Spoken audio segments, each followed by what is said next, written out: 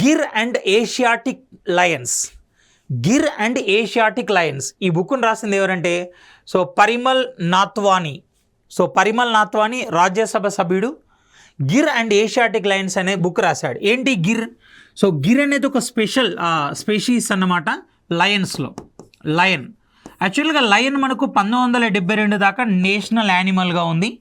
But 1972 సంవత్సరంలో మన భారత ప్రభుత్వం ఏం చేసిందంటే ఈ లయన్ స్థానంలో సో నూతనంగా మనకి 1972లోనే సో నూతనంగా సో రాయల్ బెంగాల్ టైగర్ని నేషనల్ యానిమల్గా తీసుకుంది. ఓకే, సో ఈ లయన్స్లో స్పెషల్ కేటగిరీ వచ్చేసి మనకి ఏషియాటిక్ లయన్స్ అంటాం, అంటే ఆసియా సింహాలు అంటాం. సో ఓన్లీ మనకు ఆసియా సింహాలు వచ్చేసి ఎక్కడున్నాయంటే సో గుజరాత్ రాష్ట్రంలో ఉన్న జూనాగఢ్ అనే పట్టణం, సో జూనాగఢ్కి సమీపంలో సో గిర్ అనే ఫారెస్ట్ ఉంది. గిర్ అనే ఫారెస్ట్ ఉంది. ఈ ఫారెస్ట్లో మాత్రమే ఆసియా సింహాలు ఉంటాయి.